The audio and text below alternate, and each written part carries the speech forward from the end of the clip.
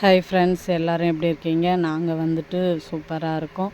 இன்றைக்கி நம்ம வீடியோவில் என்ன பார்க்க போகிறோன்னா, இன்றைக்கி வந்து நம்ம கோயிலில் 8வது நாள் திருநாள்.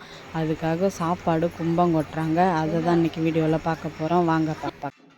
இது வந்துட்டு எல்லோரும் அவங்கவுங்க வீட்டில் சாப்பாடு செஞ்சு கருவாட்டு குழம்பு வச்சு முட்டை அவிச்சு கீரை வந்து பெரட்டி எடுத்துகிட்டு வருவாங்க. அதை வந்துட்டு மாரியம்மனுக்கு படையலாக போட்டு எல்லார் வீட்டு சாப்பாடையும் கொட்டி வச்சுருக்குறாங்க பாருங்கள். இது போல் ஒன்றா கொட்டி அதை சாமிக்கு படைச்சி கலந்து கொடுக்கறதுக்கு பேர் தான் வந்து கும்பம் கொட்டுறது. இது வந்து திருவிழா முடிஞ்சு 8வது நாள். இப்போ வெள்ளிக்கிழமை திருவிழா நடந்தது, மறாவது வெள்ளி 8வது நாள் வந்து இந்த மாதிரி வந்து மாரியம்மன் கோவிலில் செய்வாங்க. அது வந்து நம்ம ஊரோட வழக்கம். இந்த சாப்பாடை படைச்சி வந்து குழந்தை இல்லாமல் இருக்கிறாங்க பாருங்கள், அவங்களுக்கு வந்து ஃபஸ்ட்டு கொடுப்பாங்க.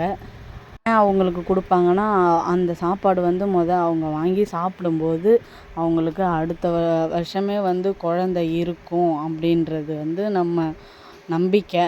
அதனால் படையல் போட்ட உடனேவே மைக்கில் அனௌன்ஸ் பண்ணிவிடுவாங்க, குழந்தை இல்லாதவங்கலாம் வந்து முன்னாடியே வந்து சாப்பாடு வாங்கி சாப்பிட்டுடுங்கன்னு சொல்லி. நம்ம பார்ப்பாங்க 2 பேரும் எவ்வளோ ஜாலியாக போகிறாங்க பாருங்கள். எங்கள் வீட்டிலேருந்து எங்கள் மாமியார் தான் அங்கே சாப்பாடு எடுத்துகிட்டு போய் கொட்டினாங்க கும்பம் கொட்டுறதுக்கு. நான் வந்துட்டு கடையில் இருந்தேன், போக முடியல.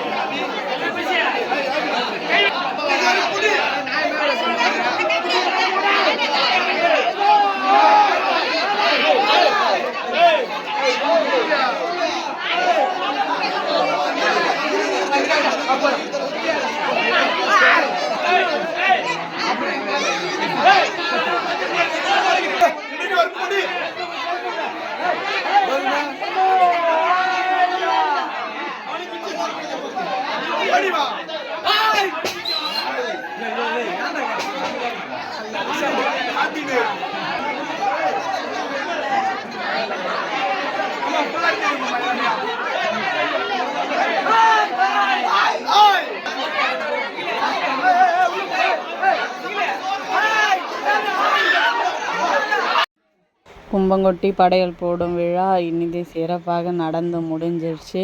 ஸோ அவ்வளோதான் ஃப்ரெண்ட்ஸ். இந்த வீடியோ பிடிச்சிருந்தா லைக் பண்ணுங்கள், ஷேர் பண்ணுங்கள், கமெண்ட் பண்ணுங்கள். மறக்காமல் பார்த்தா லட்சு விலாக் சேனலை சப்ஸ்கிரைப் பண்ணுங்கள்.